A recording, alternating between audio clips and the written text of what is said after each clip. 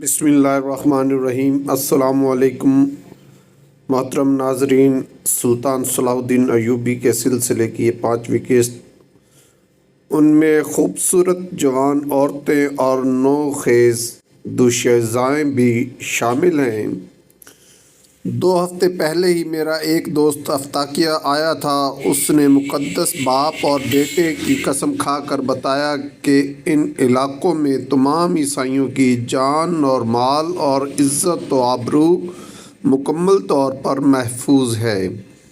ایک بار پھر حاضرین مجلس کے چہروں کے رنگ بگڑ گئے۔ وہ ایمن کی زبان سے مسلمانوں کی وحشت و درندگی کے فرضی افسانے سننا چاہتے تھے، مگر جب ایمن نے اپنے ایک دوست کے حوالے سے مقدس باپ اور بیٹے کو درمیان میں لا کر مسلمانوں کی بے مثال رواداری اور کریمانہ عمل کا ذکر کیا تو ان کے سینوں میں نفرت اور عصبیت کی آگ کے شعلے بھڑکنے لگے۔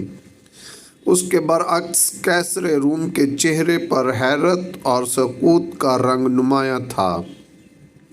ایمن نے مختصر سے سکوت کے بعد دوبارہ سلسلہ کلام جوڑتے ہوئے کہا، ہرقل اعظم، میں نہایت اذیت اور کرب اور ندامت کے ساتھ اس حقیقت کا انکشاف کر رہا ہوں کہ ہم میں سے اکثر لوگ شراب پیتے ہیں، دن رات کا بدکاریوں میں مبتلا رہتے ہیں، وعدہ کر کے بڑی بے حیائی سے اسے توڑ دیتے ہیں، ضعیفوں کو ستاتے ہیں اور کمزوروں پر ظلم ڈھاتے ہیں۔ اس کے برعکس مسلمانوں کا یہ حال ہے کہ جب کسی سے عہد کر لیتے ہیں تو اسے نبھانے کے لیے اپنی جان تک دے دیتے ہیں۔ ان کا اخلاق ہم سے کہیں زیادہ بلند اور ان کا سلوک ہم سے کہیں زیادہ بہتر ہے۔ وہ رات کو عبادت کرتے ہیں اور دن میں روزہ رکھتے ہیں۔ وہ کسی پر ظلم نہیں ڈھاتے بلکہ اپنے بدترین دشمنوں کو بھی معاف کر دیتے ہیں۔ ان کے یہاں رنگ و نسل اور قبیلہ و خاندان کی کوئی تفریق نہیں، وہ سب آپس میں برابر ہیں۔ اس لیے مسلمانوں کے ہر کام میں جوش اور استقلال ہوتا ہے۔ اگر ہم نے دمشق، اردن اور حمص کی شکست سے سبق حاصل کر کے اپنے کردار نہیں بدلے تو ایمن نے جان بوجھ کر اپنی بات ادھوری چھوڑ دی تھی، مگر قیصر روم کے ساتھ تمام حاضرین مجلس بھی سمجھ گئے تھے کہ وہ کیا کہنا چاہتا ہے۔ پھر وہی ہوا جس کی طرف ایمن نے اشارہ کیا تھا۔ رومی عیسائیوں نے اپنی عادتیں نہیں بدلی، یہاں تک کہ اللہ تعالیٰ نے ان کی حکومت بدل ڈالی۔ مسلمانوں کی مسلسل فتوحات کی خبریں سن کر قیصر روم گھبرا گیا اور پھر اس نے بڑی عجلت کے ساتھ شام چھوڑ کر قسطنطنیہ جانے کا فیصلہ کر لیا۔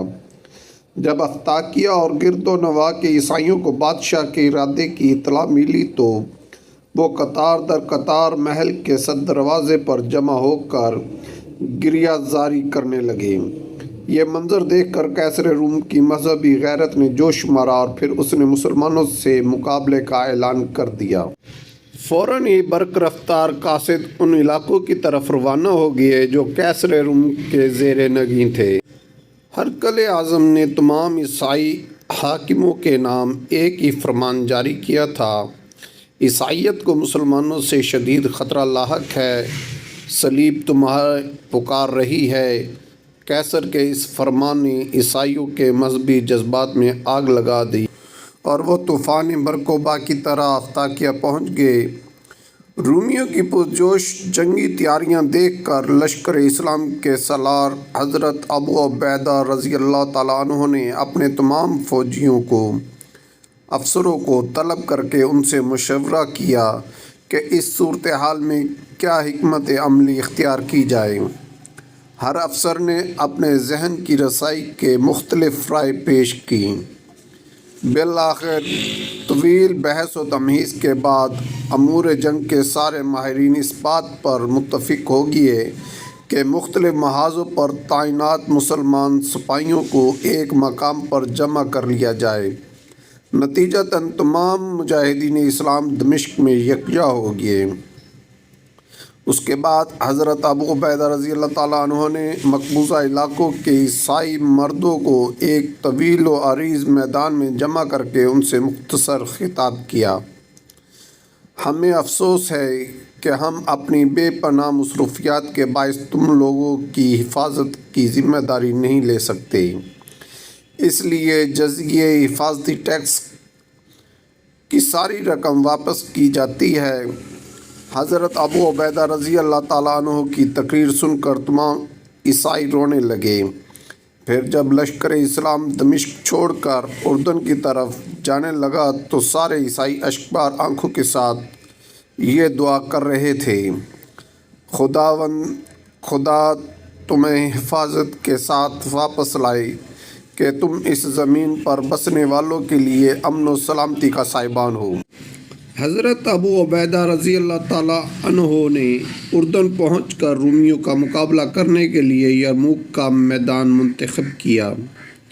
یرموک کے قریب ہی ایک مقام دیر الحیل ہے، یہاں رومی فوجی جمع ہو رہے تھے۔ ان کی تعداد 2 لاکھ سے زیادہ تھی، جبکہ اس کے برعکس مسلمان سپاہیوں کی تعداد 20 اور 30 ہزار کے درمیان تھی۔ پہلا معرکہ رجب 15 ہجری میں ہوا، جس میں مسلمانوں کا پلہ بھاری رہا۔ رومیوں نے کچھ دنوں کے لیے جنگ روک دی اور مصالحت کی تجویز پیش کی۔ حضرت ابو عبیدہ رضی اللہ تعالیٰ عنہ نے سیف اللہ حضرت خالد بن ولید رضی اللہ تعالیٰ عنہ کو سفیر بنا کر قیصر روم کے پاس بھیجا، مگر یہ سفارت ناکام رہی۔ رومی دوبارہ میدان جنگ میں نمودار ہوئے۔ اب کی بار ان کا جوش و خروش وحشت کی حدوں کو چھو رہا تھا۔ عیسائیوں کے وہ مقدس راہب جنہوں نے برسوں سے آسمان نہیں دیکھا تھا، وہ اپنی اپنی عبادت گاہوں سے نکل کر عام سپاہیوں میں شامل ہو گئے تھے۔ کچھ پادریوں پر جنونی کیفیت طاری تھی، وہ ہاتھوں میں صلیبیں اٹھائے عیسائی لشکر کے آگے آگے تھے اور چیخ چیخ کر اپنے ہم قوموں کی ہمت بندھا رہے تھے، آگے بڑھو اور صفحہ ہستی سے مسلمانوں کا نام و نشان تک مٹا ڈالو۔ آج دنیا کی کوئی طاقت تمہارے مقابل نہیں ٹھہر سکتی، اس لیے کہ تمہیں حضرت یسوع مسیح کی تائید حاصل ہے۔ 3000 رومی سپاہیوں نے اپنے پیروں میں بیڑیاں پہن رکھی تھی تاکہ میدان جنگ سے فرار ہونے کا خیال بھی ان کے دل میں نہ آئے۔